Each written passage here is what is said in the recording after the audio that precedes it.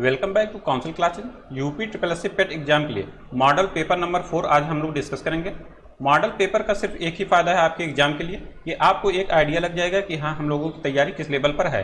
Model paper solve करिए या उसको मॉक टेस्ट समझिए या प्रैक्टिस सेट समझिए, सभी का प्रारूप सेम ही है। कौन कितना क्वेश्चन करा रहा है, अब यहाँ पे जो मॉडल पेपर आपको सॉल्व कराया जाए वो हूबहू जैसे आपके एग्जाम में पेपर आने हैं, जैसे जितना सिलेबस आपको डिफाइन किया गया है, जिस टॉपिक से जितना डिफाइन किया उसी अकॉर्डिंग यहाँ पे मॉडल पेपर ये बनाया गया है और ये आपको सॉल्व कराया जाए। इससे बहुत बड़ा बेनिफिट आपको होगा कि आपकी तैयारी और पुख्ता होगी, किस लेवल की हुई इसको आपको पूरा आइडिया हो जाएगा। अगर जैसे नंबर कम भी आ रहे हैं यहाँ पे तो आपको बिल्कुल घबराने की आवश्यकता नहीं है, क्योंकि यहाँ पे जो क्वेश्चन है और आपके रियल एग्जाम में जो क्वेश्चन है वो क्वेश्चन बिल्कुल डिफर रहेंगे। तो यहाँ कितने नंबर आते हैं वो बहुत मैटर नहीं करते, लेकिन हाँ थोड़ा सा आइडिया हो जाएगा कि हाँ हमारी तैयारी किस लेवल की है। और ओवरऑल पूरा सिलेबस आपको जैसे रिवीजन के टाइम पे मॉडल पेपर हम लोग सॉल्व करते हैं, पूरा ओवरऑल सिलेबस आपका रिवीजन में आ जाता है। ठीक है, जैसे एक एक टॉपिक पढ़ेंगे तो आपका एक एक टॉपिक का एक एक चैप्टर कंप्लीट होगा। और यहाँ पे क्या है कि पूरा सिलेबस एक साथ आपको रिव्यू हो जा रहा है कि हाँ इस टॉपिक से इतना क्वेश्चन है, ऐसे क्वेश्चन आएंगे ऐसे नहीं आएंगे, ये सब आपको आइडिया लग जा रहा है। अब देखिए क्वेश्चन को सॉल्व करते हैं।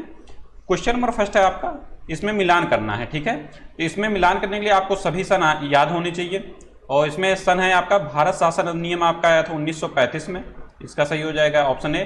क्रिप्स मिशन आया था आपका या क्रिप्स प्रस्ताव समझिए, यह आया था आपका 1942 में, यह है ऑप्शन डी। और अगस्त प्रस्ताव आया था आपका 1940 में, ये सेकंड से मिल जाएगा। और उसके बाद वेबल योजना आई थी आपका 1945 में, ये थर्ड से मिल जाएगा। अब इसके अनुसार कौन सा ऑप्शन सही होगा, ये है आपका ऑप्शन बी। अब देखिए next question, question number 2। Question number 2 है आपका, एक वर्ष में स्वराज का नारा गांधी जी ने कब दिया था। तो ये पूछा जा सकता है कि स्वराज का नारा किसने दिया, ये गांधी जी ने दिया। कब दिया, ये भी इंपॉर्टेंट क्वेश्चन है।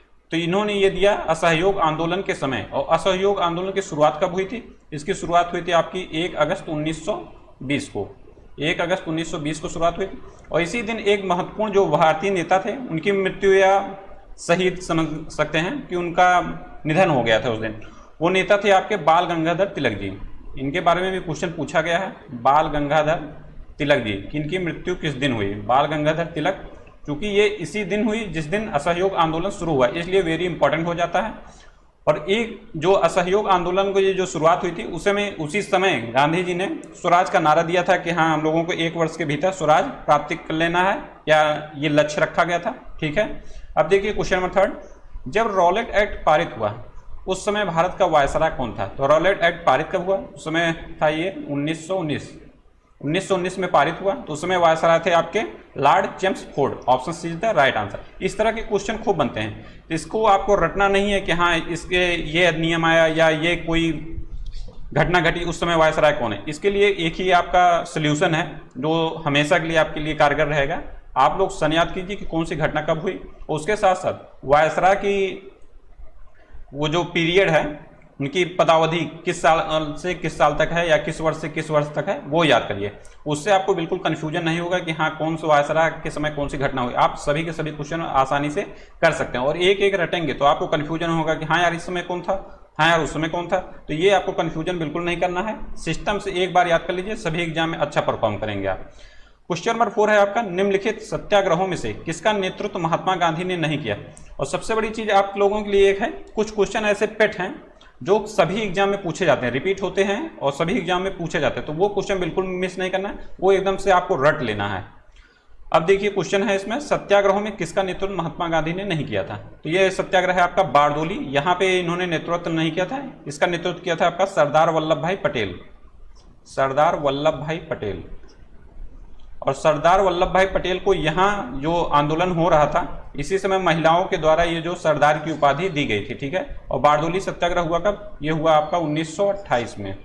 1928 में टैक्स के रिस्पेक्ट में टैक्स बहुत ज़्यादा लिया जाता है अंग्रेजी गवर्नमेंट के द्वारा, नियर अबाउट 30%। तो इसके बाद फिर इसके लिए एक गवर्नमेंट का गठन एक समिति के द्वारा रिकमेंडेशन किया गया, उसके बाद ये टैक्स को घटा के लगभग 6% के नियर अबाउट किया गया। ठीक है, अब देखिए क्वेश्चन नंबर 5 है आपका, कलकत्ता में एशियाटिक सोसाइटी ऑफ बंगाल की स्थापना 1784 में किसने की।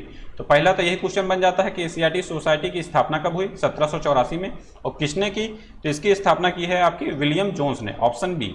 नेक्स्ट क्वेश्चन देखिए, निम्नलिखित घटनाओं पर विचार कीजिए और इन्हें कालानुक्रम में व्यवस्थित कीजिए। तो इसके लिए आपको क्या करना होगा, आपको आना चाहिए कि हाँ कौन सा युद्ध कब लड़ा गया। तभी आप इसका कालानुक्रम लगा पाएंगे, व्यवस्थित कर पाएंगे कि कौन पहले आया कौन बाद में आया। ठीक है, तो अब इसमें देखिए, इसमें सर्वप्रथम आया आपका खानवा का युद्ध। खानवा का युद्ध आया आपका 1527 ईस्वी में। और तालीकोटा का युद्ध आया था कब? तालीकोटा का युद्ध आया था आपका 1565 में, 1565 ईस्वी में। चौसा का युद्ध कब आया था? चौसा का युद्ध हुआ था आपका 1539 में। उसके बाद कन्नौज का युद्ध कब हुआ था? ये हुआ था आपका 1540 में। अब इसके अकॉर्डिंग आप लोग लगा सकते हैं आसानी से कि ये फर्स्ट पे आया, उसके बाद आया आपका सेकंड पे ये, उसके बाद आया ये थर्ड, उसके बाद ये आया लास्ट में फोर्थ नंबर पे। तो इसके अनुसार सही आंसर कौन सा हो जाएगा देखते हैं। तो इसके अनुसार आपका सही आंसर है ए ऑप्शन। अब देखिए next question, question number 7, Krishnadev Rai के दरबार में अष्ट दिग्गज कौन थे? तो सर्वप्रथम तो यही एक क्वेश्चन बनता है कि अष्ट दिग्गज किसके दरबार में थे? कृष्णदेव राय के। ठीक है, एक क्वेश्चन इसी के बारे मतलब कि संबंधित और बनता है, अष्टप्रधान। अष्टप्रधान, तो अष्टप्रधान का संबंध किससे है? तो ये हैं आपके शिवाजी के शासनकाल से संबंधित है, जो उनको क्या देते थे? राय देते थे। शिवाजी को शासनकाल में अच्छा परफॉर्म करने के लिए या पूरा शासन चलाने के लिए वो उनकी सहायता करते थे। तो अष्टप्रधान थे शिवाजी के काल में, अष्ट दिग्गज जो थे वो थे कृष्णदेव राय के काल में। और अष्ट दिग्गज जो थे वो थे कौन? ये थे आपके 8 तेलुगु कवि। Option B is the right answer. और 8 तेलुगु कवि में एक कवि ऐसा था जो उसका प्रमुख था, तो उसका नाम था आपका पेडाना। ये भी पूछा गया है कि उसमें प्रमुख कौन थे? तो ये थे आपके पेडाना। और इनकी रचनाएं कुछ हैं मुख्य, उसको भी ध्यान करिए। ये रचनाएं हैं इनकी स्वारोचित संभव और मनुचरित।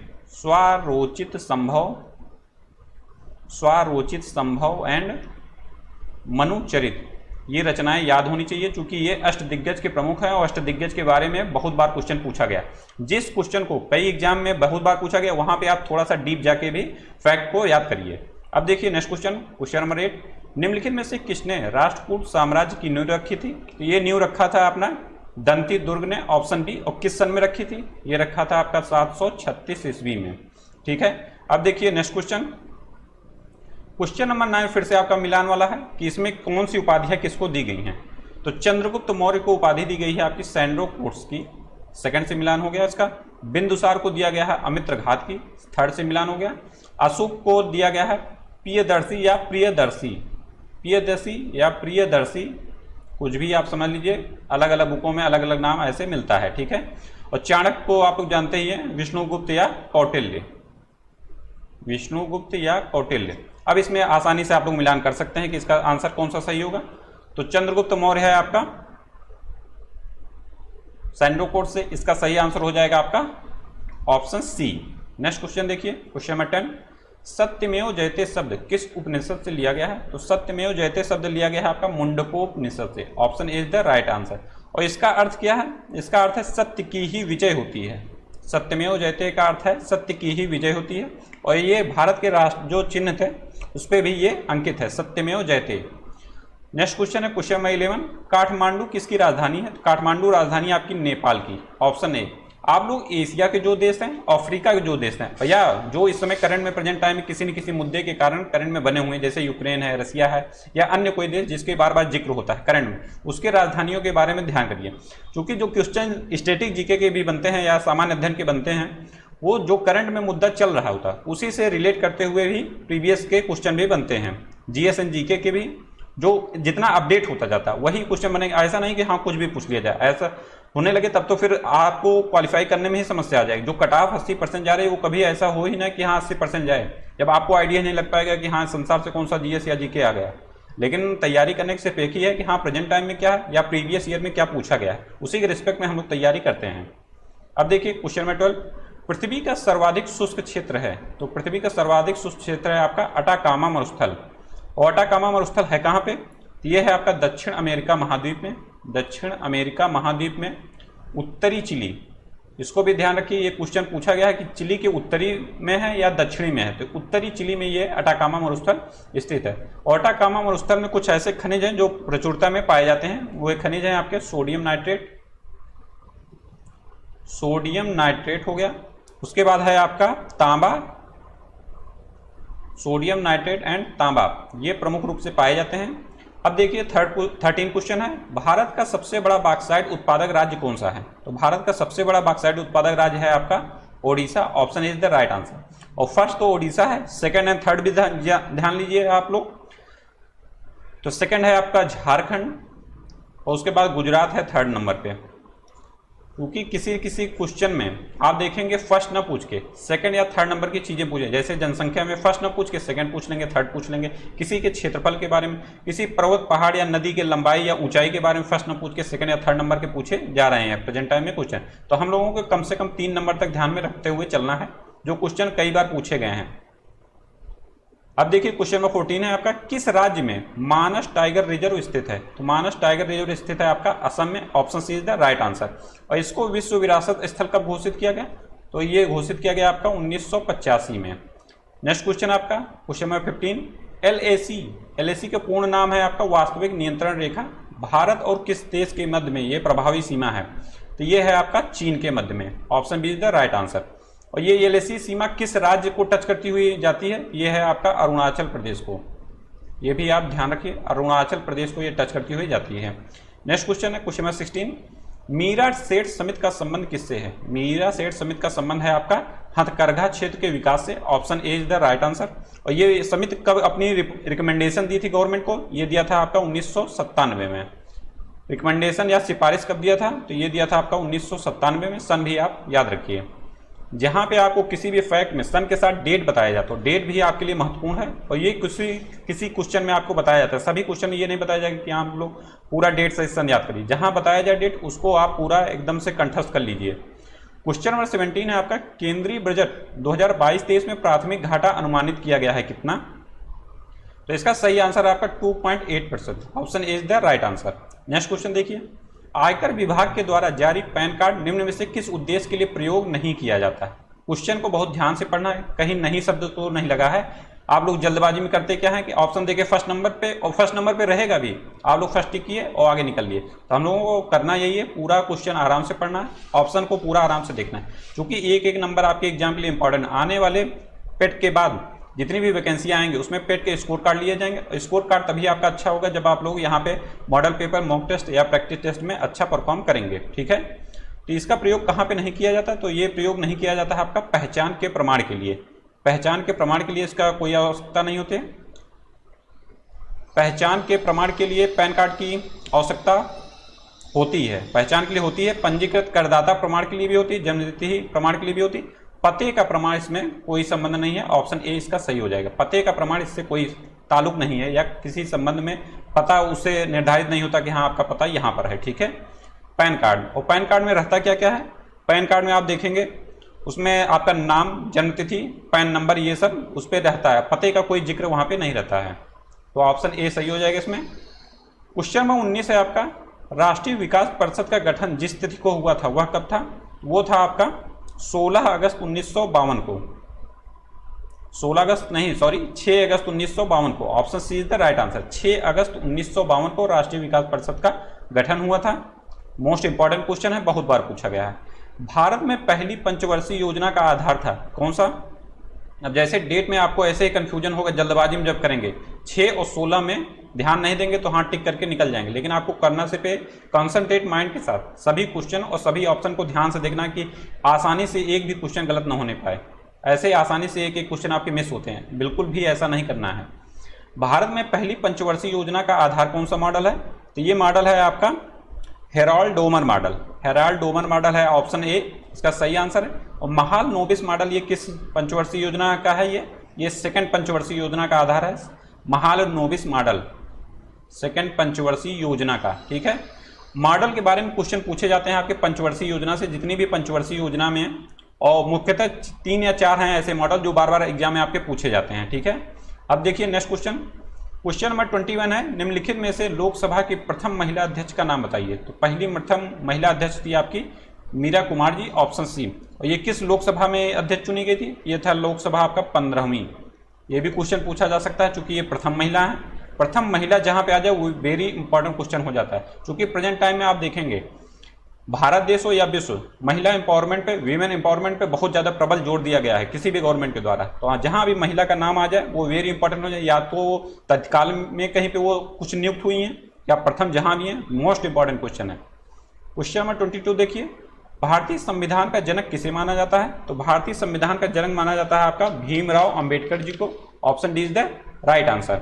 और भीमराव अंबेडकर का संबंध एक समिति से है, उसके बारे में भी क्वेश्चन कई बार पूछा गया है। ये समिति है आपकी प्रारूप समिति, प्रारूप समिति, और इसमें सदस्यों की संख्या कितनी है? 7। और प्रारूप समिति को अन्य किस नाम से जानते हैं? इसको जानते हैं आपका पांडुलेखन समिति, पांडुलेखन समिति, और इसको अन्य नाम से जानते हैं मसविदा समिति, मसविदा समिति। क्वेश्चन में कुछ भी पूछा जा सकता है कि प्रारूप समिति के अध्यक्ष कौन थे, पांडुलेखन समिति के अध्यक्ष कौन थे, या मसविदा समिति के अध्यक्ष कौन थे। तो हमें तीन के तीनों नाम याद रखने हैं। अब देखिए नेक्स्ट क्वेश्चन, राष्ट्रपति अपना इस्तीफा किसे संबोधित करता है? तो राष्ट्रपति अपना इस्तीफा संबोधित करेगा उपराष्ट्रपति को, और उपराष्ट्रपति इसकी तत्काल सूचना देता है किसको? लोकसभा अध्यक्ष को।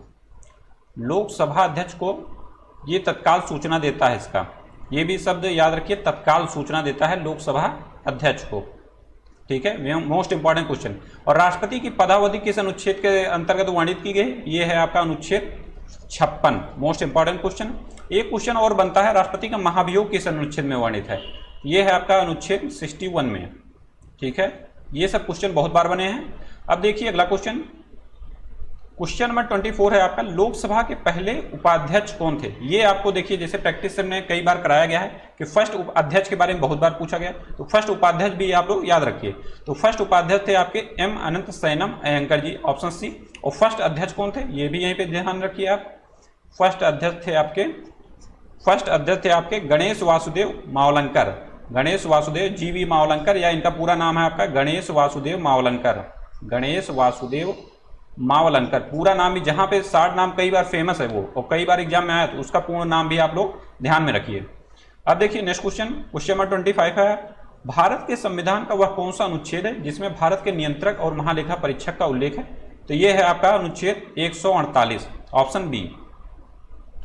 नेक्स्ट क्वेश्चन है, इलेक्ट्रॉन का एंटी पार्टिकल क्या है? एंटी पार्टिकल इलेक्ट्रॉन का है आपका positron, positron, option A is the right answer.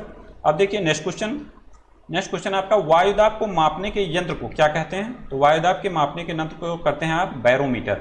और बैरोमीटर से संबंधित एक क्वेश्चन और बनता है कि जब बैरोमीटर का जो पैमाना है, पारे का जो अचानक वो है लेवल जो है, वो अचानक से नीचे गिर जाता है, जब अचानक नीचे गिरेगा, अचानक से नीचे गिरेगा तो कैसा मौसम रहेगा? तो उस समय अचानक नीचे जब गिरेगा तो मौसम रहेगा उस समय तूफानी मौसम, वो तूफानी मौसम की ओर संकेत करता है।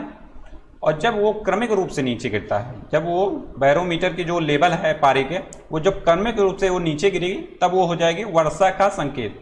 ठीक है, जब क्रमिक रूप से गिरे नीचे, ध्यान रखिए क्रमिक रूप से नीचे गिरे तो वो वर्षा को संकेत देगी, क्रमिक रूप से नीचे।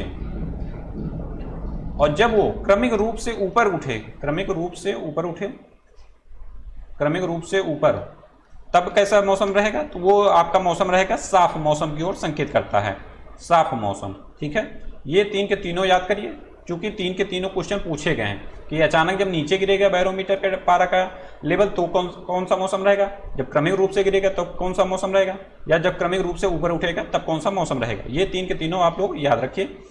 क्वेश्चन नंबर 28 है, सिरके का रासायनिक नाम क्या है? तो सिरके का रासायनिक नाम है आपका एसिटिक अम्ल, ऑप्शन बी। नेक्स्ट क्वेश्चन देखिए, फिर से मिलान वाला क्वेश्चन आ गया। अब इसमें फिर से आपको मिलान करना है। तो प्रकंद है आपका अदरक, प्रकंद कौन सा है? अदरक है। बल्ब कौन सा है? बल्ब है आपका प्याज। और कंद कौन सा है? कंद है आपका आलू। तो इसके अनुसार कौन सा ऑप्शन सही हो जाएगा?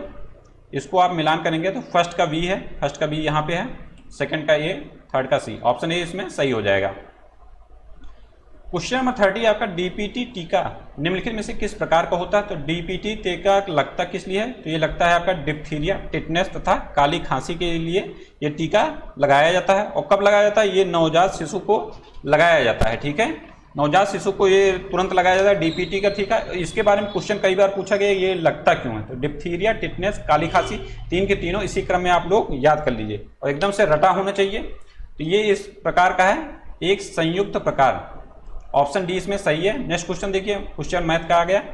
मैथ के क्वेश्चन आप देखेंगे पेट में, मैथ के, रीजनिंग के, या जो ग्राफ एंड तालिका क्वेश्चन, सब सिंपल क्वेश्चन होते हैं। आप लोग बेसिक से सभी क्वेश्चन करेंगे, हमारे जितने साथी हैं, आपको डरने या भयभीत होने की कोई आवश्यकता है। सभी क्वेश्चन आप लोग बेसिक से करेंगे, एक एक क्वेश्चन आपके 100% सही होंगे, एक भी क्वेश्चन उसमें गलत नहीं होंगे। और आप लोग ट्रिक के चक्कर में पढ़ेंगे, इधर उधर के चक्कर में पढ़ेंगे तो आप लोग परेशान होंगे, क्योंकि क्वेश्चन का लैंग्वेज थोड़ा सा चेंज किया जा सकता है किसी भी एग्जाम में जो प्रेजेंट टाइम के एग्जाम कंडक्ट होते हैं। तो हमें क्या करना है, आराम से बेसिक से चलते हुए जाना है, क्योंकि पेट के एग्जाम में सफिशिएंट टाइम रहता है, आपके पास टाइम की कोई कमी नहीं है, आसानी से आप लोग पूरा क्वेश्चन सॉल्व कर सकते हैं। अब इस समीकरण को देखेंगे तो ये एक फार्मूला को डिनोट करता है, फार्मूला के द्वारा आप लोग इसको आसानी से सिंप्लीफाई कर सकते हैं। ये देखिए लिखा गया है किस प्रारूप में, ए स्क्वायर के प्लस में बी स्क्वायर के फिर माइनस में 2ab के प्रारूप में लिखा गया है। और ये फार्मूला किसका होता है, तो ये फार्मूला होता है आपका a माइनस बी का होल स्क्वायर का। ठीक है, ये 45.5 जो लिखा है इसको जब आप करेंगे 2 गुणे 2 गुणे 6.5 गुणे 3.5, तो ये कैलकुलेशन करने के बाद आ जाएगा आपका माइनस में 45.5। तो हम लोगों को करना सिर्फ यही है कि इसको इसमें पुट कर देना है, वैल्यू को पुट कर देना है, तो a माइनस बी का होल स्क्वायर हो जाएगा। इसको यहाँ पे ये बना हुआ है ही, उसके बाद ये फार्मूला बता ही दिया गया। तो आपको करना सिर्फ क्या है, जब ये पूरा समीकरण किसको डिनोट कर रहा है, a माइनस बी को, तो a यहाँ पे है 6.5 6.5, माइनस में b क्या है 3.5, इसको यहाँ पे लिख लीजिए। अब इसको क्या करना है, सिर्फ स्क्वायर कर देना है, और यहाँ से आप लोग आसानी से आंसर को निकाल सकते हैं। 6.5 में से 3.5 घटाएंगे 3 आ जाएगा, स्क्वायर करेंगे 9 आ जाएगा। ऑप्शन सी इसमें सही हो जाएगा। अब देखिए नेक्स्ट क्वेश्चन क्या है, क्वेश्चन में 32 है आपका, कोई खुदरा व्यापारी किसी निश्चित वस्तु पर अपने ग्राहक का 40% क्या देता है, छूट देता है। इस लेन देन में उसे वस्तु पर 25% का लाभ होता है। यदि खुदरा व्यापारी के लिए वस्तु की कीमत कितनी है तो इसका अंकित मूल्य ज्ञात कीजिए। आपको प्रीवियस में 3 मॉडल पेपर कराए, 3 मॉडल पेपर में 2 मॉडल पेपर में इस टाइप के क्वेश्चन आए हुए हैं। तो आपको सिंपल से इसमें मेथड बताया गया है कि आपको एक फार्मूला यूज करना है। ऊपर लिखना है मार्केट प्राइस मतलब बाजार मूल्य, नीचे लिखना है सीपी कास्ट प्राइस या क्रय मूल्य, उसके इक्वल में कर देना है 100 प्लस माइनस लाभ या प्रॉफिट, और नीचे कर देना है 100 प्लस माइनस हानि या डिस्काउंट, छूट कितनी दी गई। ठीक है, यही आपको फार्मूला यूज करना है और आसानी से आप लोग इसका आंसर कर सकते हैं जब भी इस तरह का क्वेश्चन बने। तो इसमें करना क्या है, अब इसमें मार्केट प्राइस पूछा गया है तो इसका अंकित मूल्य ज्ञात कीजिए। तो ऊपर लिख दीजिए मार्केट प्राइस या अंकित मूल्य, और नीचे क्या करना है, वस्तु की कीमत या क्रय मूल्य, वस्तु की कीमत या क्रय मूल्य, तो ये नीचे कर दिया। अब उसके बाद कितना % लाभ होता है, 25% का लाभ होता है, तो 125 हो गया ये। और कितने % का छूट देता है, या हानि जब पूछा है, लैंग्वेज में हानि भी लिखा जा सकता है या छूट देता है, तो दोनों सेम ही शब्द हैं। तो छूट जब देगा तो ये हो जाएगा आपका 60। अब इसको आप सॉल्व करेंगे तो मार्केट वैल्यू आ जाएगी आपकी 9000। ठीक है, आसानी से आप लोग ये क्वेश्चन कर सकते हैं। 9000 आ गया आपका आंसर। इसको सिर्फ क्या करना है, गुणा भाग जोड़ घटाना करना है बस, और कुछ नहीं करना है। आसानी से आप लोग सभी क्वेश्चन सॉल्व कर सकते हैं। अब देखिए अगला क्वेश्चन है, क्वेश्चन नंबर 33, यदि 64 का स्क्वायर जो माइनस में 36 का square equal to 20 multiply by X, तो इसमें x की वैल्यू निकालना है। ठीक है, अब इसमें फिर से आप लोग आसानी से इसको सिंपली में कैसे कर सकते हैं, सिंपल में कोई भी आंसर कैसे आप लोग को करना है, एकदम से आसान विधि को यूज करते हुए हम लोगों को चलना है। तो ये देखिए इसमें क्या लिखा गया है, ये फार्मूला आप देखेंगे ए स्क्वायर माइनस में बी स्क्वायर के उसमें रखा गया है। ठीक, इसको फुल फॉर्म जब देखेंगे क्या होगा, इसका ए स्क्वायर माइनस बी का होल स्क्वायर का फार्मूला होता है A plus B minus multiply by A minus B, यही सिंपल सा इसका फार्मूला होता है, और आपको यही वैल्यू इसमें रख देनी है। ठीक, अब क्या हो जाएगा आपका 64 प्लस 36 और 64 माइनस 36, सिंपल सा रख दिए। अब आप इसको क्या करेंगे, गुणा भाग करेंगे तो आपका आ जाएगा आंसर 64 प्लस 36 हो जाएगा आपका 100, 64 प्लस 36 100 हो जाएगा, मल्टीप्लाई बाई 64 माइनस 36 करेंगे तो हो जाएगा आपका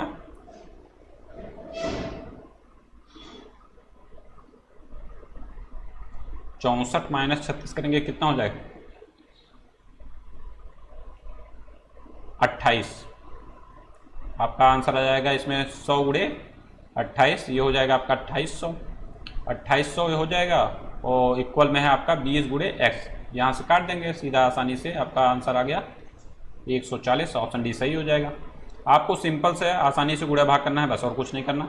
अब देखिए नेक्स्ट क्वेश्चन है 34। अब इसमें क्या करना है, देखिए 13 गुणे 49 के पावर 3 डिवाइड बाई 2, इसको आप लिख सकते हैं 13 गुणे 7 का स्क्वायर गुणे में 3/2, 2 से 2 कट गया। आप 7 का क्यूब निकाल लीजिए, 13 गुणे में 7 का क्यूब निकालेंगे आपका आ जाएगा 343। इसको गुणा करेंगे 4459, इसका आंसर आ जाएगा। ऑप्शन बी इसमें सही हो जाएगा। करना कुछ नहीं है, सिंपल, आराम से हो जाएगा। अब देखिए नेक्स्ट क्वेश्चन क्या है, 12 छात्रों वाले समूह की औसत ऊंचाई कितनी है? 170। तो इसको लिख लीजिए आसानी से, 12 छात्रों की 170 ऊंचाई है। औसत ऊंचाई 170 है, तो पूरी 12 छात्रों की ऊंचाई कितनी हो जाएगी? 12 मल्टीप्लाई बाय 170 कर देंगे, इसका आंसर आ जाएगा आपका 2000, आंसर नहीं सॉरी, 12 जो छात्र हैं उनकी कुल जो ऊंचाई है वो आ जाएगी आपकी 2040 आ गई कुल।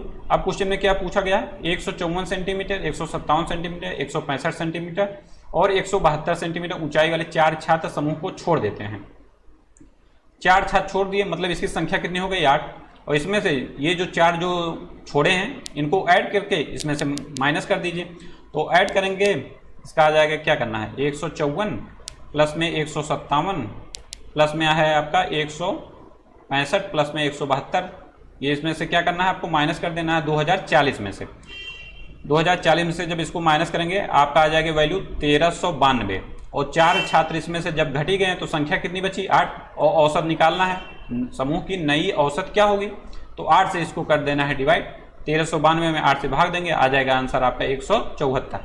अब देखिए नेक्स्ट क्वेश्चन हिंदी का है आपका, मनोरथ का संधि विच्छेद होगा। मनोरथ क्या है आपका? संधि विच्छेद क्या होगा इसका? तो इसका संधि विच्छेद होगा आपका मनः प्लस रथ। ऑप्शन ए इसमें सही हो जाएगा। और ये कौन सी संधि है? ये है आपके विसर्ग संधि, ये है आपकी विसर्ग संधि, ठीक है। अब देखिए नेक्स्ट क्वेश्चन क्या है, नाक रगड़ना का क्या अर्थ है? नाक रगड़ना का अर्थ होगा आपका दीनता पूर्वक प्रार्थना करना, ऑप्शन सी। नेक्स्ट है आपका जिसके सिर पर चंद्र हो, जिसके सिर पर चंद्र हो उसको बोलेंगे हम Chandrashekhar, option B. Next question है उत्कर्ष का विलोम क्या है? उत्कर्ष का विलोम होगा आपका अपकर्ष, ऑप्शन सी चला जाएगा इसका सही आंसर। नेक्स्ट है आपका क्वेश्चन नंबर 40, आग शब्द का पर्यायवाची क्या है?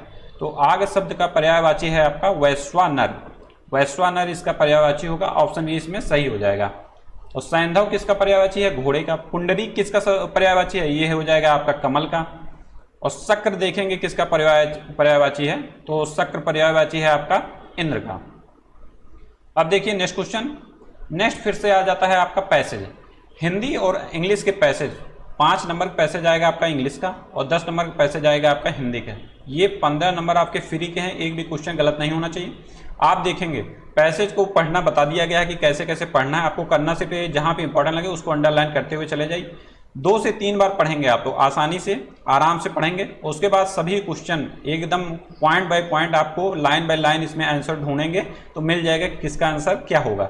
आप लोग सभी क्वेश्चन आसानी से कर सकते हैं। अब इसको पढ़ने में टाइम वेस्ट करने का कोई मतलब नहीं है, वीडियो फालतू का लंबी होगी उसका कोई अर्थ नहीं है। जो समझाने वाली बात है वो समझा दिया जाता है और ऐसे फालतू का इसको पैसे सॉल्व करिए, उसके बाद पढ़िए यहाँ पे, फिर आंसर इसमें ढूंढिए कहाँ पे है, तो इसका कोई मतलब नहीं है। और पेट के एग्जाम में सिंपल आपको पैसा जाएगा, जिसका लाइन में आपको आंसर मिलेगा कि हाँ ये लाइन में आंसर यहाँ लिखा है, यहाँ लिखा है, यहाँ लिखा है, ऐसे आपको आसानी से मिल जाएगा। इसमें करना कुछ नहीं है, 15 नंबर आपके फ्री के हैं। अब देखिए नेक्स्ट क्या है, नेक्स्ट इसमें है आपका सिनोनिम्स एंड एंटोनिम्स क्वेश्चन पूछे गए, ये आपको बताया जाएगा। तो इसमें सिनोनिम्स पूछा गया है, गिव सिनोनिम्स, सिनोनिम्स मतलब समानार्थी।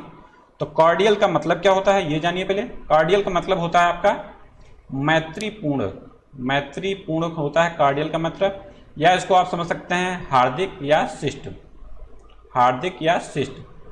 तो इसका समानार्थी कौन सा होगा? तो समानार्थी इसका होगा आपका friendly, option D is the right answer. और इसमें अन्य चीज है, अन्य ऑप्शन है अनविलिंग, अनविलिंग मतलब हो गया आपका अनिच्छापूर्वक, होस्टाइल मतलब हो गया शत्रुतापूर्वक, कैपेबल मतलब हो गया कि हाँ कोई चीज कैपेबल है कि नहीं, आपके मतलब कि क्षमता के अकॉर्डिंग होता है ना कि हाँ आप कैपेबल हैं कि नहीं, तो वो हो गया आपका कैपेबल सब। अब देखिए next question, question number 45, give antonyms, antonyms मतलब विलोम। और यहाँ शब्द है आपका कर्ट, CURT, कर्ट मतलब होता है आपका अशिष्टतापूर्ण, कर्ट का अर्थ होता है अशिष्टतापूर्ण, अशिष्टतापूर्ण। अब इसका विलोम क्या होगा? अशिष्टतापूर्ण का विलोम होगा आपका पोलाइट, ऑप्शन सी। पोलाइट मतलब होता है शिष्ट, पोलाइट मतलब होगा आपका शिष्ट। यहाँ पे एक अन्य ऑप्शन है डिसमल, डिसमल का अर्थ होता है क्या? खराब, खराब या भयानक। र्यूड मतलब हो गया आपका असभ्य, इम्पोलाइट का मतलब शिष्ट है तो अशिष्ट हो जाएगा। तो ये इसका तो समानार्थी हो जाएगा, सिनोनिम्स हो जाएगा। तो इसमें ऑप्शन सी सही हो जाएगा।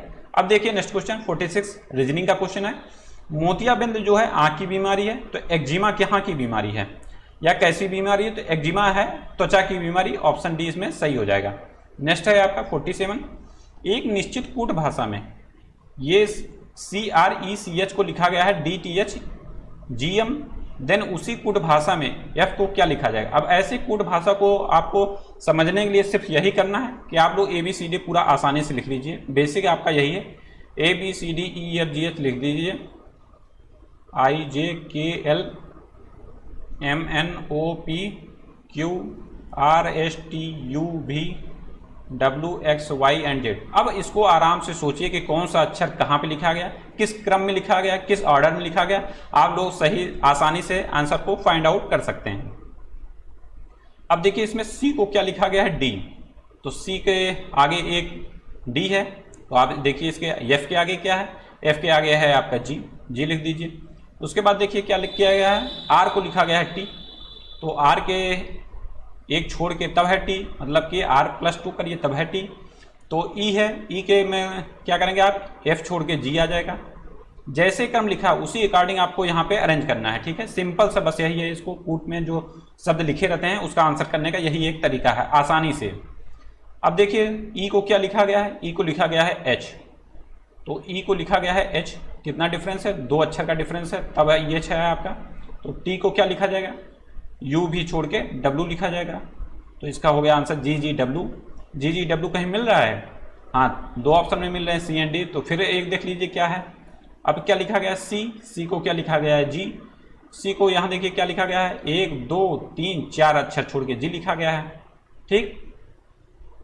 4 अक्षर मतलब कि C में 4 जोड़ेंगे तब आ जाएगा G, तो इसी अकॉर्डिंग यहाँ पे करना है आपको। G में क्या करेंगे, 1 2 3 4 कर देंगे, आपका आ जाएगा क्या,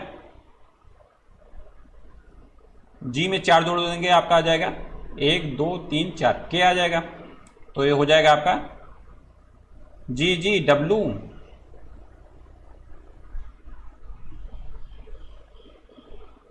GGW। उसके बाद आ जाएगा आपका क्या, सॉरी इसमें क्या किया गया, ये तो कहीं मिल नहीं रहा, के तो है ही नहीं कहीं, इसमें किया गया है C को लिखा गया है G, C को लिखा गया है क्या G, मतलब 1 2 3 का डिफरेंस है, G है।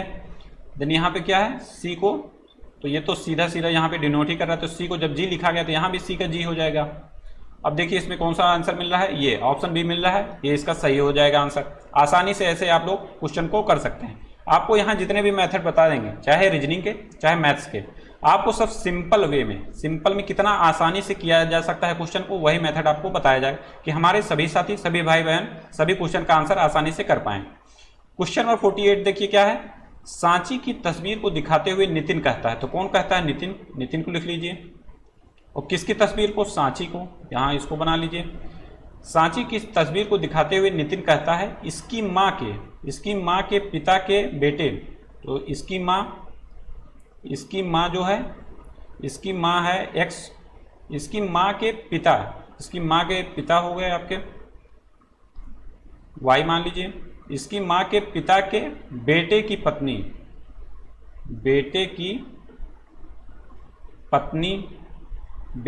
पत्नी मेरी सास की इकलौती बेटी है, किसकी, नितिन की सास जो हैं, मान लीजिए ये है आपका W मान लीजिए, सास की इकलौती क्या है, बेटी है, पत्नी जो है बेटी है ये इनकी। तो पूछा गया है नितिन का सांची की माँ से क्या संबंध है, नितिन का सांची की माँ से क्या संबंध है। ये इनकी पत्नी हो गई, ये इनके क्या हैं, इधर से इस रिस्पेक्ट में आइए, सांची की माँ के पिता के बेटे, तो इसका सही आंसर क्या हो जाएगा, इसका सही आंसर होगा आपका, ये होंगे आपके नितिन मामा, ऑप्शन डी इसमें सही होगा। नितिन का सांची की माँ के साथ क्या संबंध है, तो ये हो जाएंगे आपके मामा, ऑप्शन डी इसमें सही हो जाएगा। आसानी से आपको करना सिर्फ ये, जितना जितना बोला जाए क्वेश्चन उसको लिखते जाना है, बस उसके बाद आपको रिलेशन को बना लेना है, आसानी से क्वेश्चन सॉल्व हो जाएगा आपका। क्वेश्चन नंबर 49 देखिए, यदि किसी महीने का तीसरा दिन जो है मंगलवार है तो उस महीने का 25वां दिन कौन सा होगा। अब इसमें सिंपल से क्या करना है, 25वां दिन माइनस में तीसरा दिन, कितना आ गया आपका 22, डिवाइड बाई 7 कर दिए, चूंकि अल्टरनेट 7 डे पे सेम डे आ जाता है, तो इसीलिए डिवाइड किया जाता है कितने से, 7 से। अब इसको भाग देंगे, बचेगा एक दिन एक्स्ट्रा बचेगा, तो एक दिन एक्स्ट्रा बचेगा तो मंगलवार में एक दिन एक्स्ट्रा जोड़ दीजिए, सही आंसर आ जाएगा आपका बुधवार, ऑप्शन सी आसानी से सॉल्व हो गया। अब देखिए नेक्स्ट क्वेश्चन नंबर 50 है आपका। 4 शब्दों दिए गए हैं, 4 शब्द दिए गए हैं, इनमें से किसी न किसी तरह समान है, एक असमान है, वो कौन सा है? तो कथकली, कुचिपुड़ी और सत्रिया क्या है, एक ये क्या है, नृत्य है, सत्रिया नृत्य है। और ये भी जान लीजिए कि आप लोग कौन सा नृत्य कहाँ का है, ये भी क्वेश्चन कई बार पूछा गया है। तो कथकली नृत्य है आपका केरल का, कथकली कहाँ का नृत्य है आपका, केरल का। कुचिपुड़ी कहाँ का है, ये है आपका आंध्र प्रदेश का। ये सब क्वेश्चन कई बार पूछे गए हैं कि ये नृत्य कहाँ से संबंध रखते हैं। और सत्रिया नृत्य है आपका असम का। तो इसमें बचा एक हेमिस। हेमिस क्या है, हेमिस एक राष्ट्रीय उद्यान है, और हेमिस राष्ट्रीय उद्यान की अवस्थिति कहाँ पे है, ये है आपका लद्दाख में। ये भी याद रखिए, वेरी इंपॉर्टेंट क्वेश्चन है। इसका सही आंसर हो जाएगा आपका सी। और कौन कहाँ है, किससे संबंध रखता है, ये भी आपको बता दिया गया। क्वेश्चन नंबर 51 है, भारत के किस राज्य में इंटरनेशनल लिक्विड मिरर टेलीस्कोप स्थापित किया गया है? तो इसका सही आंसर हो जाएगा आपका उत्तराखंड, ऑप्शन बी। उत्तराखंड में ये स्थापित किया गया है। उत्तराखंड के किस जिले में, नैनीताल, नैनीताल। कभी कभी जिला भी पूछा जा सकता है। नेक्स्ट क्वेश्चन देखिए, फरवरी 2022 में प्रधानमंत्री नरेंद्र मोदी ने हैदराबाद में, कहां पे स्थापित, हैदराबाद में स्थापित स्टैचू ऑफ इक्वलिटी को राष्ट्र को समर्पित किया। स्टैचू ऑफ इक्वलिटी किस संत की प्रतिमा का नाम है? तो ये संबंध रखता है आपका स्टैचू ऑफ इक्वलिटी, ये संबंध रखता है आपका ऑप्शन सी श्री रामानुजाचार्य से। और इस जो स्टैचू ऑफ इक्वलिटी है, इसकी ऊंचाई कितनी है, इसको भी याद रखिए। ये ऊंचाई है आपकी 216 फीट, 216 फीट, मोस्ट इंपॉर्टेंट। और हैदराबाद में ये अवस्थित है। अब देखिए नेक्स्ट क्वेश्चन नंबर 53। जून 2022 में हरियाणा में संपन्न खेलो इंडिया यूथ गेम 2021 में कौन सा राज्य पदक तालिका में पहले स्थान पर है?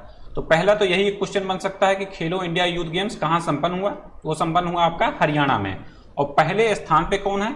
तो पहले स्थान पे है आपका हरियाणा, पहले स्थान पे आपका हरियाणा, ऑप्शन डी। इन्होंने कितना पदक जीता है? इन्होंने जीता है आपका 137 पदक, 137 पदक हरियाणा जीते हैं। इसके बाद सेकंड नंबर पे कौन है? तो हरियाणा के बाद नंबर है आपका महाराष्ट्र का, सेकंड नंबर पे। थर्ड नंबर पे कौन सा राज्य है?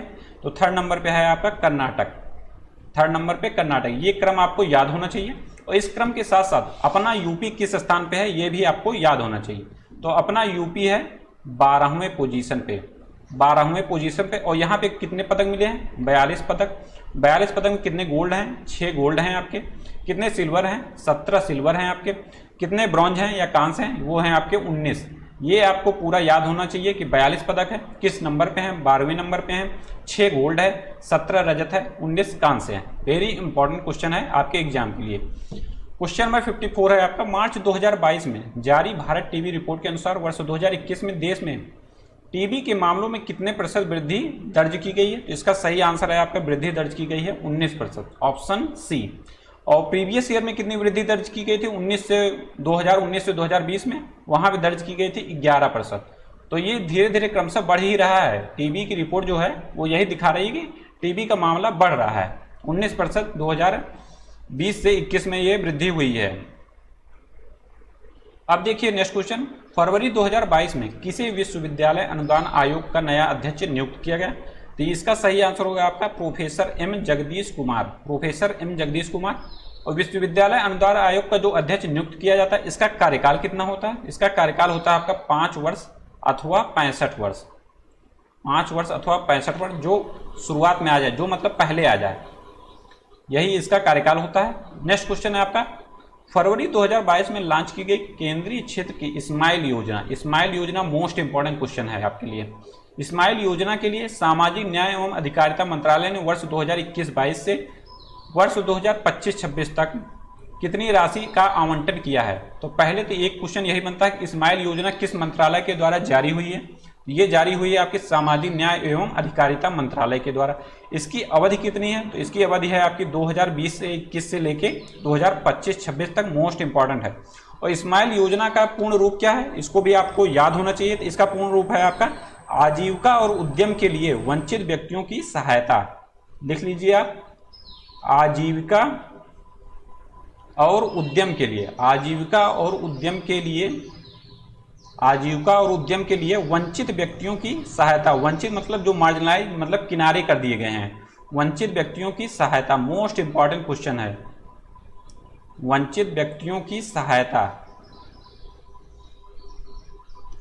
अब देखिए तो इसमें कितनी राशि का आवंटन किया गया है, तो ये राशि है आपकी 365 करोड़ रुपए, ऑप्शन डी।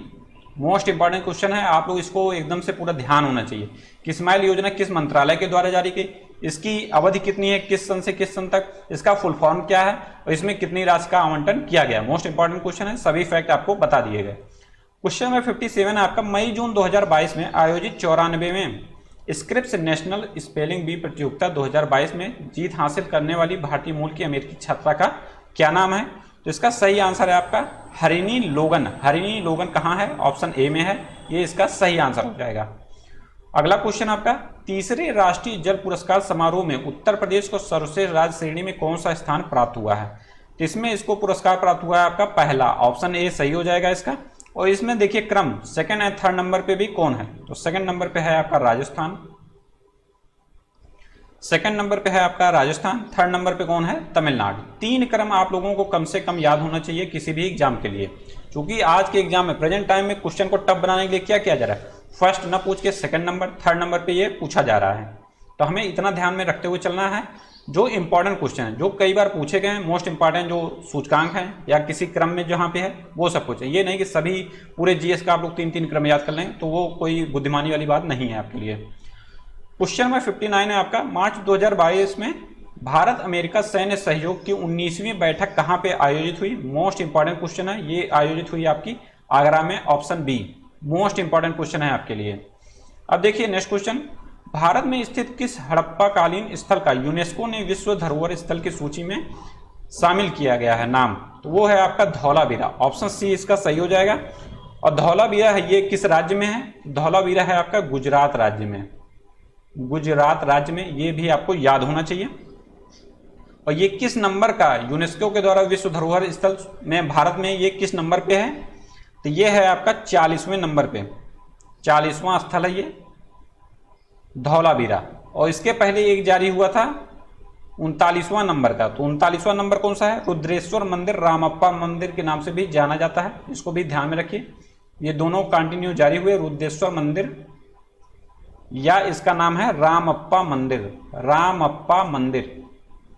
और ये है कहाँ पे? ये है आपका तेलंगाना में, चूंकि ये कंटिन्यू जारी हुए। 39 नंबर पे रुद्रेश्वर मंदिर या रामप्पा मंदिर, उसके बाद 40वें नंबर पे है आपका धौलावीरा। मोस्ट इंपॉर्टेंट क्वेश्चन है। अब देखिए अगला क्वेश्चन, नॉर्वे की राजधानी क्या है? तो नॉर्वे की राजधानी आपकी ओस्लो, ऑप्शन डी। अगला क्वेश्चन, पन्नालाल घोष निम्नलिखित में से कौन सा वाद्य यंत्र बजाते थे? तो इसका सही आंसर है पन्नालाल घोष बांसुरी बजाते थे, ऑप्शन ए। और इनका अन्य नाम क्या है या रियल नेम इनका क्या है? इनका रियल नेम है आपका अमल ज्योति घोष। क्या नाम है? अमल ज्योति घोष, ये भी पूछा जा सकता है, अमल ज्योति घोष। नेक्स्ट है आपका, शंकर अंतरराष्ट्रीय गुड़िया संग्रहालय कहाँ पर स्थित है? तो ये स्थित है आपका नई दिल्ली में, ऑप्शन ए सही हो जाएगा इसका। नेक्स्ट क्वेश्चन है, निम्नलिखित पुस्तकों में से कुछ पुस्तक का लेखक वराह मिहिर है या लेखन वराह मिहिर ने किया है? तो ये इसका सही आंसर हो जाएगा आपका बृहत संहिता, ऑप्शन बी। और इसके साथ साथ इनकी अन्य पुस्तकें भी हैं जो बार बार आपके एग्जाम में पूछी जाती हैं। बृहत संहिता हो गई, उसके बाद है आपके बृहत जातक, इसका नाम भी याद रखिए बृहत जातक। और उसके बाद एक नाम है आपका पंच सिद्धांतिका, पंच सिद्धांतिका। ये तीन के तीनों किताब बार बार आपके एग्जाम में पूछी गई हैं, बृहत संहिता, बृहत जातक और पंच सिद्धांतिका। वराह मिहिर किस काल से संबंध रखते हैं? तो ये रखते हैं आपके गुप्त काल से, गुप्त काल से इनका संबंध है। ये हैं कौन? ये हैं आपके भौगोलिकविद या खगोल शास्त्री समझ लीजिए, और उसके बाद गणितज्ञ हैं वराह मिहिर, ठीक है। अब देखिए अगला क्वेश्चन, क्वेश्चन नंबर 65 है आपका, ऑस्ट्रेलिया की राजधानी कहाँ पे है? तो ऑस्ट्रेलिया की राजधानी है आपकी कैनबरा में, ऑप्शन बी। अगला क्वेश्चन, तमिलनाडु की संसदीय राज्यसभा की संख्या कितनी है? तो तमिलनाडु की राज्यसभा की संख्या है 18, ऑप्शन सी। और यहाँ पे लोकसभा की संख्या कितनी है? लोकसभा की संख्या है आपका 39, ठीक है। अगला क्वेश्चन देखिए, प्रधानमंत्री नरेंद्र मोदी ने प्रतिवर्ष कब वीर बाल दिवस मनाने की घोषणा की है? वीर बाल दिवस मनाने की घोषणा किया है इन्होंने 26 दिसंबर को, ऑप्शन बी इसका सही हो जाएगा। 26 दिसंबर को वीर बाल दिवस मनाने की घोषणा की गई है और ये किस उपलक्ष्य में मनाने की घोषणा की गई, इसको भी आप लोग जानिए। तो ये गुरु गोविंद सिंह जी के प्रकाश पर्व के अवसर पर साहिबजादा जोरावर सिंह जी और साहिबजादा फतेह सिंह जी के शहादत की स्मृति में 26 दिसंबर को वीर बाल दिवस मनाने की घोषणा की गई है। ये भी आपको याद होना चाहिए कि किसके लिए ये घोषणा की गई है, ठीक है। मोस्ट इंपॉर्टेंट क्वेश्चन है ये। अब देखिए नेक्स्ट क्वेश्चन, पुस्तक 400 डेज के लेखक कौन है? पुस्तक 400 डेज के लेखक कौन है? तो इसके सही लेखक हैं आपके चेतन भगत जी, ऑप्शन सी में सही हो जाएगा। नेक्स्ट क्वेश्चन देखिए, क्वेश्चन नंबर 69, ऑस्ट्रेलियन ओपन पुरुष एकल का खिताब किसने जीता है? किसी भी आप टेनिस टूर्नामेंट को देखेंगे तो मुख्यतः 90% एकल खिताब के भी बारे में आपके एग्जाम में पूछा जाता है। जैसे युगल है तो वहां अगर भारतीय है कोई तब उसका नाम आप लोग याद रखिए, और नहीं तो 90% यही है कि एकल ही याद रखिए, वही बार बार आपके एग्जाम में पूछा जाता है। तो ऑस्ट्रेलियन ओपन को जीता है आपका राफेल नडाल ने, और राफेल नडाल का संबंध किस देश से है ये भी पूछा जाता है कि कौन सा खिलाड़ी किस देश से संबंध रखता है। तो राफेल नडाल हैं स्पेन के, और इन्होंने हराया किसको? ये हराया इन्होंने डेनियल मेदवेदेव को, और ये किससे संबंध रखते हैं, किस देश से? ये रखते हैं संबंध रसिया से। और इसी के साथ साथ महिला ऑस्ट्रेलियन ओपन का भी आप लोग ध्यान रखिए यहीं पे नाम, तो वो किसने जीता है? महिला एकल में देखेंगे, महिला एकल ऑस्ट्रेलियन में तो ये जीता है आपका एशले बार्टी ने। किसने जीता है? एशले बार्टी ने। एशले बार्टी, ये संबंध किस देश से है? तो एशले बार्टी का संबंध है आपका ऑस्ट्रेलिया से, ठीक है। ये दोनों क्वेश्चन मोस्ट इंपॉर्टेंट है, आप लोग ध्यान रखिए। अगला क्वेश्चन है, जून 2022 में विश्व कार्य शिखर सम्मेलन का आयोजन कहाँ किया गया? तो इसका आयोजन किया गया आपका जिनेवा में, ऑप्शन डी इसमें सही हो जाएगा। और इसमें भारत की तरफ से भागीदारी किसने किया था? विश्व कार्य शिखर सम्मेलन में भारत की तरफ से भागीदारी किया था आपका भूपेंद्र यादव ने। ये भी आप लोग ध्यान रखिए, भूपेंद्र यादव। भूपेंद्र यादव हैं कौन? ये हैं आपके केंद्रीय श्रम एवं रोजगार मंत्री। अब देखिए नेक्स्ट क्वेश्चन, क्वेश्चन नंबर 71 से 75 फिर आपका पैसेज आ गया। पैसेज को करना सिर्फ यही है, आसानी से मन को कंसंट्रेट करते हुए 2 से 3 बार पढ़िए, और जहां आपको इंपॉर्टेंट लगे ऐसे ऐसे अंडरलाइन करते हुए चले जाइए। अंडरलाइन करने से फायदा यही होगा, जब आप लोग क्वेश्चन को पढ़ेंगे फिर आप लोगों को पूरा पैसेज पढ़ने की आवश्यकता नहीं होगी। आप लोगों को तुरंत हाँ माइंड में आ जाएगा कि हाँ ये शब्द मैंने यहाँ पे पढ़ा हुआ था, तुरंत वहां पे जाएंगे, तुरंत आपको लाइन बाय लाइन आपको आंसर मिल जाएगा। पेट के एग्जाम में पैसेज का नंबर जो है फ्री के नंबर हैं, आप समझ लीजिए। इतना कोई टफ पैसेज नहीं है कि आपको क्वेश्चन उसमें ढूंढने में बहुत दिक्कत आए, वहां पे वो लाइन में ही आपको आंसर मिल जाएगा। आसानी से आप लोग इसको कर सकते हैं, इसको पढ़ने की आवश्यकता कोई नहीं है, वीडियो फालतू की लंबी होगी। आप लोग पैसेज देख लीजिए, क्वेश्चन देख लीजिए। फिर नेक्स्ट क्वेश्चन है आपका 76 से 80, फिर यही पैसेज है आपका। 10 नंबर के हिंदी के पैसेज पूछे जाएंगे आपके, और 5 नंबर के इंग्लिश के। वो आसानी से सभी क्वेश्चन आपको आ सकते हैं, उसमें कोई दिक्कत वाली बात नहीं है, न इसमें कोई समझने वाली बात है, तो आप लोग इसको आसानी से कर सकते हैं। आपका हो गया 70 से 80 तक पैसेज। उसके बाद आता है आपका 80 से 100 तक आपका आएगा ग्राफ एंड तालिका के क्वेश्चन। ये भी क्वेश्चन एकदम आसान है, 20 के 20 क्वेश्चन आपको आसानी से हो जाएंगे, कोई दिक्कत नहीं है। इसमें सिर्फ आपको चैप्टर कौन सा आना चाहिए? औसत चैप्टर, एवरेज चैप्टर आना चाहिए, और नेक्स्ट चैप्टर है आपका परसेंटेज। बस इतना 2 चैप्टर आपको निकालना आना चाहिए। उसके बाद जोड़ घटाना गुणा भाग आना चाहिए आपको, और इसमें कुछ करना नहीं है। आसानी से आप 20 के 20 क्वेश्चन का आंसर कर सकते हैं। अब देखिए इसको सॉल्व करते हैं कि इसको कैसे कैसे करना है, आप लोग मेथड को समझते जाइए। क्वेश्चन नंबर 81 है आपका, किस वर्ष कंपनी का राजस्व 2014, 2016 और 2018 के दौरान औसत व्यय के 1.2 गुने के बराबर है? इसमें करना क्या है, सिंपल आपको 2014, 16 और 18 के दौरान क्या है, जितना औसत है उसको पहले निकाल लीजिए आप कितना है। तो 2014 के दौरान देखिए क्या है, कंपनी का राजस्व के बारे में पूछा गया है। यहाँ पे आंकड़े जो दिए गए हैं वो राजस्व और व्यय दोनों के आंकड़े दिए गए हैं, ठीक है। तो राजस्व के ये आगे वाला आंकड़ा जो है वो राजस्व को डिनोट कर रहा है, और जो सेकंड वाला है वो आपका व्यय को डिनोट कर रहा है, ठीक है। अब यहाँ पे करना क्या है, 2014, 16 और 18 का औसत निकालना है। तो 2014 में है आपका 210, 2014 में है आपका 210, 2016 में है आपका कितना 350 है, उसके बाद 2018 में कितना है 490 है। ये तीनों जोड़ लीजिए, आ गया आपका 1050। औसत निकालने के लिए 3 संख्या से भाग दे दीजिए, क्योंकि 3 को जोड़ा गया है तो 3 से ही भाग दिया जाएगा। औसत निकालने के लिए यही किया जाता है कि जितनी संख्या को जोड़ा जाता है उतनी ही संख्या से भाग दे दिया जाता है। तो यहाँ पे 3 संख्याओं को लिया गया है 2014, 16 और 18 को, इसीलिए यहाँ पे 3 संख्या से ही डिवाइड किया जाएगा। तो इसका आंसर आ जाएगा आपका कितना। और उसके बाद करना क्या है, औसत के व्यय के 1.2 गुने के बराबर है, तो यहीं पे मल्टीप्लाई भी कर दीजिए आप 1.2 गुने से। इसका आंसर आ जाएगा आपका 420। और 420 आप लोग देखिए यहाँ पे कहाँ पे मिल रहा है, तो 420 आपका कहाँ मिल रहा है, ये मिल रहा है आपका 420, ये है 2016 में। तो इसका सही आंसर हो जाएगा ऑप्शन सी 2016। अब देखिए नेक्स्ट क्वेश्चन, यदि 5 वर्ष में कंपनी के व्यय से संबंधित आंकड़ों के लिए पाई चार्ट तैयार किया जाए तो वर्ष 2016 में व्यय को निरूपित करने वाले क्षेत्र का केंद्रीय कोण कितना होगा। अब 5 वर्ष के जो व्यय के आंकड़े हैं उसको देखना है। तो आगे वाला आंकड़ा जो आपको बताया गया पहले ही राजस्व का है, सेकंड है आपका व्यय का। तो व्यय को जितने हैं आपके 1, 2, 3, 4, 5, 5 के पाँचों जोड़ लीजिए, आप पाँचों को जोड़ लीजिए, 210 प्लस में आ गया आपका 300, उसके बाद है आपका 350, उसके बाद है आपका 450, उसके बाद है आपका 490। ठीक, ये 3 सब 5 के पाँचों आप लोगों ने जोड़ा, तो उसके बाद कितना आंसर आया, 1800 आया। और उसके बाद क्या क्या बोला गया है, इसको अगर पाई चार्ट में डिनोट किया जाए तो पाई चार्ट कैसे डिनोट करते हैं, ऐसे पाई चार्ट में जब डिनोट करेंगे तो केंद्रीय कोण पूछा गया, तो पूरा कोण जितना 5 के पाँचों मिलाया गया तो पूरा कोण कितना होता है, 360 डिग्री का होता है। तो 5 कोण आ गया है 360 डिग्री। तो इसमें पूछा गया है 2016 में व्यय को निरूपित करने वाले क्षेत्र कितने कोण का होगा। तो 2016 में निरूपित करने के लिए 2016 का मान देखिए कितना है, 350। तो 350 कितने में है, 1800 में है।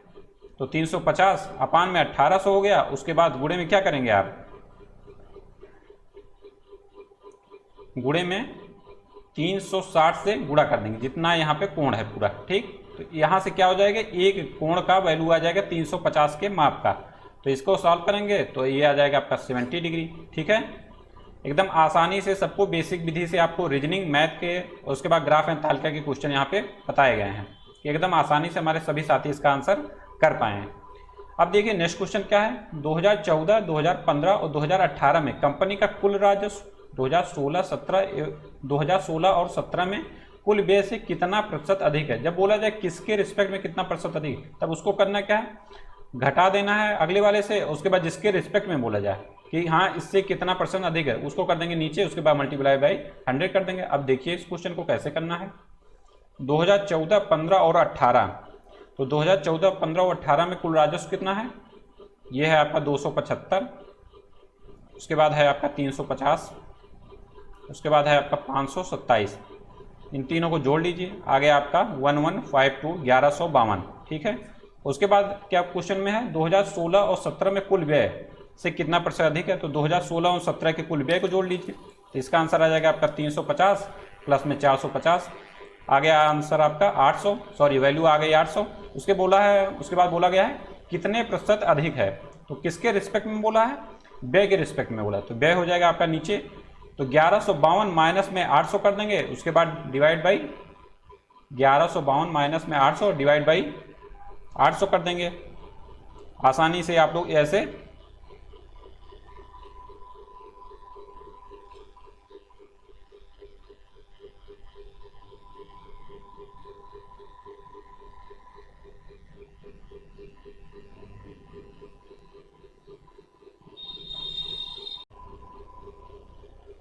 और 1152 माइनस में 800 करेंगे, आ जाएगा आपका 352 अपान में 800।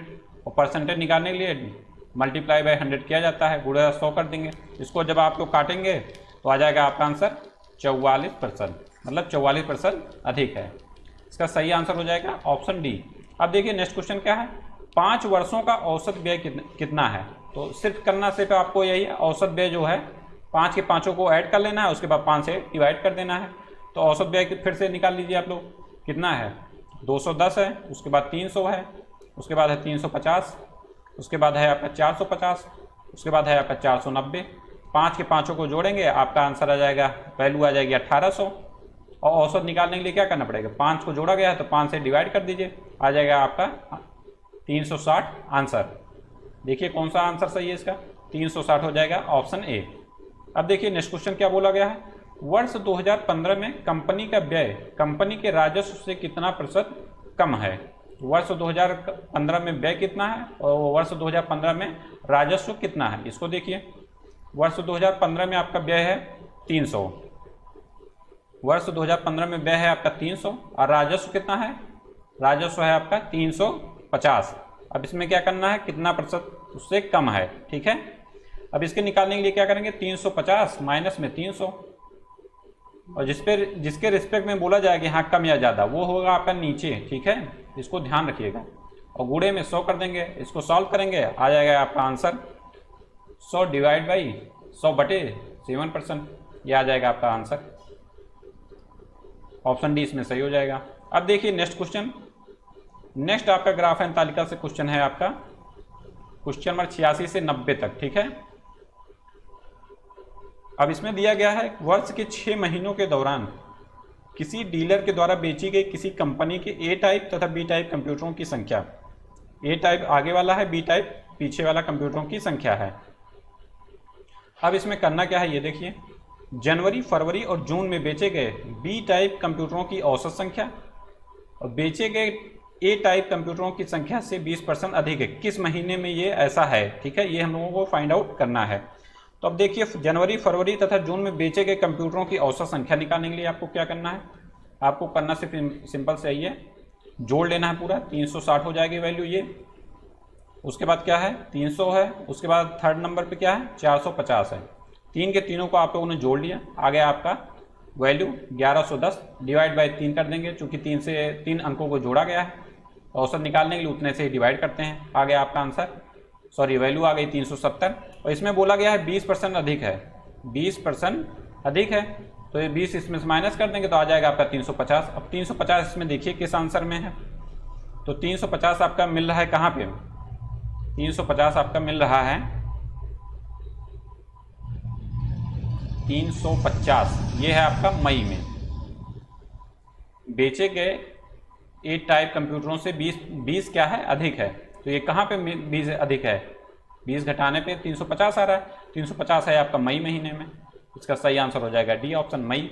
अब देखिए अगला क्वेश्चन, यदि ए टाइप के कंप्यूटर एक कंप्यूटर और बी टाइप के एक कंप्यूटर की बिक्री पर क्रमशः 2500 रुपये 3000 रुपये का लाभ होता है, तो फरवरी में ए टाइप के 15% कंप्यूटर और जून में बी टाइप के 10% कंप्यूटरों की बिक्री पर कुल लाभ ज्ञात करिए। अब इसको सिंपल से क्या करना है, ए टाइप के 15% जो कंप्यूटर की संख्या है उसको निकाल लीजिए। तो ए टाइप कितना दिया गया है, ए टाइप के कंप्यूटर और किस महीने में दिया गया है, ए टाइप के कंप्यूटर और बी टाइप के कंप्यूटर की बिक्री पर कम से 2500 और 3000 का लाभ होता है, इसमें महीने से कोई जिक्र ही नहीं है, इसको आपको निकालना है। ए टाइप के कंप्यूटर में 15%, तो ए टाइप का कंप्यूटर है आपका, ए टाइप के कंप्यूटर और एक कंप्यूटर है बी टाइप के कंप्यूटर की बिक्री पर क्रमशः 2500 रुपये 3000 रुपये का लाभ होता है। तो फरवरी महीना इसमें ये जिक्र है फरवरी महीने, तो फरवरी महीने आप लोग देखिए 180 का 15%, 15 डिवाइड बाई 100 हो गया, उसकी वैल्यू आ गई आपकी 27।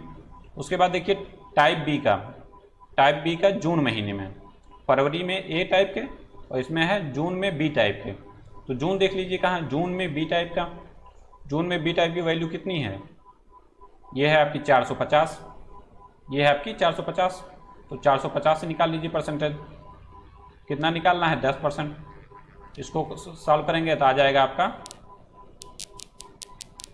45, ठीक है। अब इसमें करना क्या है, फरवरी में ए टाइप के 15% कंप्यूटर और जून में बी टाइप के 10% कंप्यूटर की बिक्री पे कितना लाभ हुआ है, ठीक है।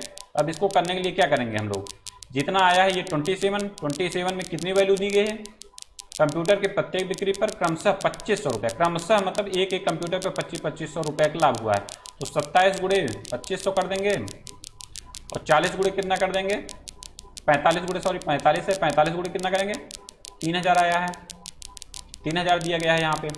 अब इसको करने के बाद सिंपल से सिर्फ दोनों की वैल्यू को ऐड कर देना है, ऐड करने पे आ जाएगा आपका 202,500, ये आ जाएगा आपका रुपये में। इसको जब बोलेंगे 1000 रुपये में तो इसको जब कन्वर्ट करेंगे तो आ जाएगा आपका आंसर ऑप्शन सी। ऐसे आसानी से आप लोग सभी क्वेश्चन को सॉल्व कर सकते हैं। अब देखिए क्वेश्चन में 88 है, क्या है, फरवरी, अप्रैल और जून में बेचे गए ए टाइप कंप्यूटरों की कुल संख्या, अप्रैल और मई में बेचे गए बी टाइप के कंप्यूटरों की कुल संख्या से अनुपात ज्ञात करना। अब इसको क्या करना है, ए टाइप के कंप्यूटर को ऐड कर लेना है फरवरी, अप्रैल और जून के महीने में। अब इसमें देखिए कितना है, फरवरी, अप्रैल और जून में। इसको ऐड करिए सिंपल सा, 180 प्लस में 275 प्लस में आपका है 345, इसको ऐड कर लिए, आ गया आपका 800। उसके बाद है आपका अप्रैल और मई में पूछा गया है बेचे गए बी टाइप कंप्यूटरों की संख्या, तो उसको ऐड कर लीजिए। ये है आपका 325 प्लस में 425, आ गया आपका 325 प्लस 425 जोड़ेंगे आपका आ जाएगा 750। ठीक, अब इसमें क्या करना है, दोनों का अनुपात निकाल लेना है। 800 अनुपात में 750, इसको काटेंगे पीटेंगे, आ जाएगा आपका 16:15। इसका सही आंसर हो जाएगा ऑप्शन डी। अब देखिए अगला क्वेश्चन, वर्ष के 6 महीने के दौरान डीलर के द्वारा बेचे गए ए टाइप के कंप्यूटरों की औसत संख्या क्या है। अब इसमें क्या करना है, सिंपल सा ए टाइप के जितने कंप्यूटर हैं उसको जोड़ के 6 से डिवाइड कर देना है। अब इसमें देखिए ऐड करिए आप लोग, 250 प्लस में 180 प्लस में 280 प्लस में 275 प्लस में 350 प्लस में है आपका 345 डिवाइड बाई 6 हो जाएगा। इसको ऐड करेंगे, ऐड करने पर आ जाएगा आपका 1680 डिवाइड बाई 6, आ जाएगा आंसर आपका 280। 280 आंसर है आपका ऑप्शन बी में। नेक्स्ट क्वेश्चन देखिए क्या है, वर्ष के 6 महीने के दौरान डीलर के द्वारा बेचे गए कुल ए टाइप के कंप्यूटरों की संख्या तथा कुल बी टाइप के कंप्यूटरों की संख्या के डिफरेंस क्या है, अंतर क्या है। ठीक है, अब इसमें सिंपल क्या करना है, ए टाइप के जितने कंप्यूटर हैं उसको ऐड कर लीजिए, बी टाइप के कंप्यूटर जितने हैं उसको ऐड कर लीजिए।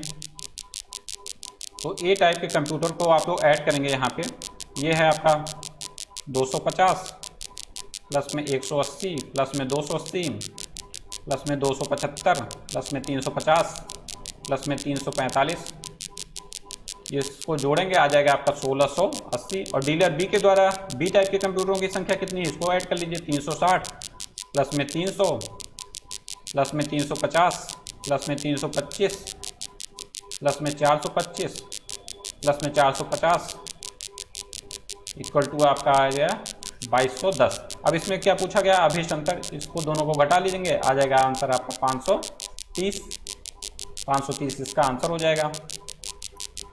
ऑप्शन ए इसमें सही हो जाएगा। अब देखिए नेक्स्ट क्वेश्चन क्या है, क्वेश्चन नंबर 91 से 95। तालिका में 5 वस्तुओं ABCDE की आवश्यक मात्रा और 1 माह में एक परिवार के उनके क्रय मूल्य का विवरण दिया गया है। तालिका का अध्ययन करें और दिए गए प्रश्नों के उत्तर दीजिए।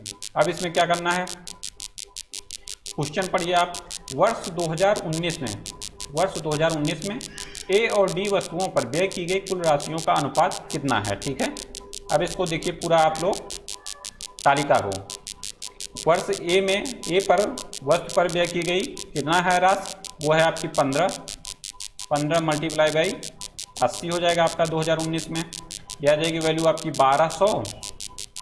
उसके बाद क्या बोला गया, 2019 में डी वस्तुओं पर व्यय राशि कितनी है, तो वो है आपकी 40 गुणे 85, ये है आपकी 3400 आ गया।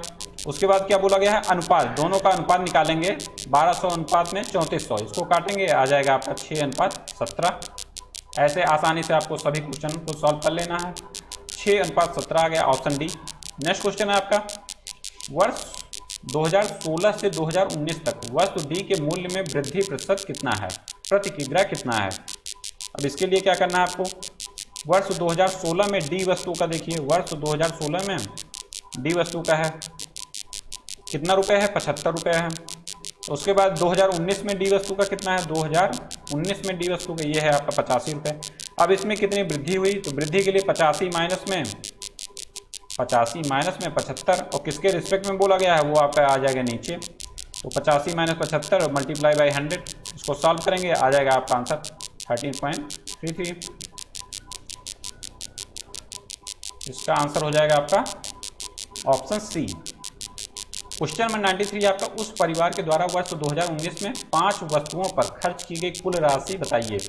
वर्ष 2019 में 5 वस्तुओं पर खर्च की गई कुल राशि बताइए। अब इसके लिए आपको करना क्या है, पांचों वस्तुओं की कुल खर्च राशि आपको निकाल लेना है। तो 2019 में ए वस्तु पर खर्च कितना हुआ है, वर्ष 2019 में 15 गुणे 80 आ गया आपका 1200। नेक्स्ट बी वस्तु पर कितना खर्चा हुआ है, 20 गुणे 60 ये है आपका 1200। सी वस्तु पर कितना खर्च हुआ है, 12 गुणे 40, ये आ गया आपका 480। उसके बाद डी वस्तु पर खर्चा कितना हुआ है, ये है आपका 40 गुणे 85, 40 गुणे में कितना है 85, इसको गुणा करेंगे आ जाएगा आपका 3400। और 2019 में ई वस्तु पर खर्चा कितना हुआ है, तो ये है आपका 8 गुणे 72, 576 रुपये। अब इसमें क्या करना, कुल खर्च करने के लिए 1200, 480, 3400, 576 सभी को ऐड कर देना है, आपका आ जाएगा आंसर। इसको ऐड करेंगे आ जाएगा आपका आंसर 6,856 रुपये, 6,856 इसका आंसर हो जाएगा। ऑप्शन ए इसमें सही हो जाएगा। अब देखिए अगला क्वेश्चन क्या बोला गया, वर्ष 2016 की तुलना में वर्ष 2019 में वस्तुओं बी और सी पर अतिरिक्त व्यय की राशि कितनी है। अतिरिक्त व्यय की राशि कितनी है वर्ष 2016 में, ठीक है, वर्ष 2016 की तुलना में 2019 में। तो आप लोग तालिका को देखिए, 2016 और 2019 की तुलना में बी और सी वस्तुओं पर कुल खर्च कितना हुआ है। तो 2016 में आपका हुआ है बी और सी वस्तुओं पर कुल खर्च 20 को आप लोग गुणा करेंगे 50 में। बी वस्तु का है 2016 में 20 गुणे 50 हो गया, ये 20 गुणे 50। उसके बाद सी वस्तु का देखेंगे 2016 में, तो सी वस्तु का है 12 गुणे 35, ये 12 गुणे 35 कर दीजिए। आपको आसानी से तालिका को देखते जाना है और अपना वैल्यू इसमें रखते हुए चला जाना है जितना जितना क्वेश्चन में बोला गया है। तो इसको आप लोग मल्टीप्लाई करके के बाद उसको ऐड करेंगे, वो आ जाएगा आपका 1420। उसके बाद बोला गया है 2019 में बी और सी वस्तुओं पर कुल खर्च कितना है। वर्ष 2019 में बी और सी वस्तुओं पर, इसको निकाल लीजिए आप लोग। तो ये निकलेगा आपका 20 मल्टीप्लाई बाई 60, 20 यहाँ पे दिया गया है और 60 यहाँ पे है, तो 20 मल्टीप्लाई बाई 60 हो गया आपका 20 गुणे 60। उसके बाद आपका सी वाला जोड़ लेंगे, तो सी का हो जाएगा आपका 12 गुणे में 40। इसको सॉल्व करेंगे, ये आ जाएगा आपका 1680। तो इसमें बोला गया अतिरिक्त व्यय राशि कितनी है, तो 1680 में से 1420 घटा देंगे, 1680 में से 1420 घटा देंगे, आपका आंसर आ जाएगा 260। तो 260 है ऑप्शन डी में। अब देखिए नेक्स्ट क्वेश्चन क्या बोला गया है, वर्ष 2019 में डी और ई वस्तुओं पर कुल खर्च कितना था। वर्ष 2019 में डी और ई वस्तुओं पर कुल खर्च कितना है, तो इसको क्या करना है, सिर्फ जोड़ लेना है आपको। डी वस्तु पर कितना खर्च आया है, 40 गुणे में 85, और ई में है आपका 8 गुणे में 72। इसको जोड़ लेंगे, आपका आ जाएगा आंसर 3976। ये आ जाएगा आपका आंसर, ऑप्शन 20 में सही हो जाएगा। अब देखिए नेक्स्ट क्वेश्चन है, क्वेश्चन नंबर 96 से 100 है आपका, लास्ट क्वेश्चन 5 नंबर तालिका का है। 3 वर्षों के आंकड़े जोड़ने पर महाराष्ट्र मध्य प्रदेश के बीच कुल कृषि भूमि का अंतर कितना है, ठीक है। अब इसमें करना क्या है, महाराष्ट्र के 3 वर्ष के कुल कृषि क्षेत्र आप लोग जोड़ लीजिए। तो महाराष्ट्र का है आपका कितना, 80, 150, 175, इसको जोड़ लिए, आ गया आपका 405। उसके बाद बोला गया है मध्य प्रदेश का, तो मध्य प्रदेश का जोड़ लीजिए 40, 80 और 90, ये आ गया आपका 215। अब इसमें बोला गया अंतर कितना है, तो इसको जब 405 में से 215 घटाएंगे, अंतर आ जाएगा आपका कितना, 190। सही आंसर हो जाएगा आपका ऑप्शन सी। नेक्स्ट क्वेश्चन क्या बोला गया, वर्ष 2012 में राजस्थान की तुलना में उत्तर प्रदेश में कृषि भूमि में कितनी अधिक है। राजस्थान की तुलना में उत्तर प्रदेश में कृषि भूमि कितनी अधिक थी। तो 12 में देखिए राजस्थान में कितना है, 2012 में राजस्थान में है आपका 26, और 2012 में यूपी में कितना है, 2012 में यूपी में है आपका 143। अब इसका डिफरेंस निकाल लीजिए, डिफरेंस आ जाएगा आपका 117। नेक्स्ट क्वेश्चन क्या बोला है, वर्ष 2011 की तुलना में वर्ष 2013 में पंजाब में कृषि भूमि में कितने प्रतिशत की वृद्धि हुई है। तो पंजाब में देखिए 2011 में कितना है, पंजाब ये है 2011 में है आपका 220, और 2013 में कितना है, 2013 में है आपका 264। और कितने प्रतिशत की वृद्धि हुई है, तो अब करना सिर्फ आपको सिंपल सा यही है, 264 माइनस में 220, और किससे वृद्धि हुई है या किसके रिस्पेक्ट में, तो वो आपका नीचे आ जाएगा, तो वो है आपका 220, और गुणे में 100 कर देंगे। इसको सॉल्व करेंगे, आ जाएगा आपका आंसर 20%। इसका सही आंसर हो जाएगा 20। अगला क्वेश्चन है, 3 वर्षों का महाराष्ट्र में कृषि भूमि क्षेत्र का औसत कितना है। तो महाराष्ट्र में कितना है, 80, 150, 175 ऐड करने पे आया था कितना 405। तो 405 में डिवाइड बाई 3 कर देंगे, आपका आंसर आ जाएगा कितना 135। 405 में डिवाइड कर देंगे 3 से 135। और 3 से डिवाइड क्यों किया जाता है ये आपको औसत के बारे में बताया गया है कि जितनी संख्याओं को ऐड करेंगे उतनी ही संख्या से भाग दे देंगे। तो इसका आंसर आ जाएगा कितना 135 लाख हेक्टेयर में। अब देखिए लास्ट क्वेश्चन क्या बोला है, वर्ष 2011 की तुलना में 2012 में राजस्थान में कुल कृषि क्षेत्र में कितने प्रतिशत की कमी हुई है। तो राजस्थान देखिए, राजस्थान है यहाँ पे 30 से 26% घटा है। तो इसमें निकालना क्या है, किसके रिस्पेक्ट में, 2011 के रिस्पेक्ट में। तो ये हो जाएगा आपका नीचे, तो 30 माइनस में 26 अपान में 30 मल्टीप्लाई बाई 100। तो इसको सॉल्व करेंगे आ जाएगा आपका 20। ये हो गया आपका आंसर। ऐसे आसानी से आप लोग सभी क्वेश्चन को सॉल्व कर सकते हैं, या वो मैथ के हों, रीजनिंग के हों, या आपका ग्राफ एंड तालिका से हों। सभी क्वेश्चन बेसिक से जाएंगे, आसानी से आप लोग सभी क्वेश्चन को सॉल्व कर पाएंगे और यही यहाँ पे आपको बताया जाता है। अब हम मिलते हैं नेक्स्ट मॉडल पेपर के साथ नेक्स्ट वीडियो में। Thank you so much.